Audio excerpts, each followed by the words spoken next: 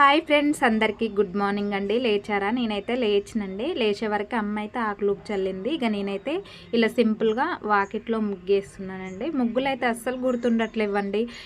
ఇక అక్కడ పోయినాక ఏదో ఒక ముగ్గు వేయాల్సి వస్తుంది. ఏదో అనుకుంటాం, ఏదో ఒక ముగ్గు అయితే వేస్తానండి. చిక్కుల ముగ్గులు అయితే అస్సలు గుర్తులేవండి. డిజైన్స్ అంటే అప్పటికప్పుడు ఏదో ఒకటి వేయొచ్చు కదా అనుకుంటా. ఇక అమ్మ అయితే పక్క బట్టలు ఉతుకుతుందండి. ఇక నేనైతే ఇలా సింపుల్గా ముగ్గేసినాను. ముగ్గేసుకున్న తర్వాత ఇలా ఎల్లో కలర్, రెడ్ కలర్ వేస్తే ఎంత అందంగా ఉంటుందో ఆ ముగ్గుకైతే మస్తు అందం వస్తుందండి. ఇంతకు నా ముగ్గు ఎలా వచ్చిందో కూడా కామెంట్ చేయండి.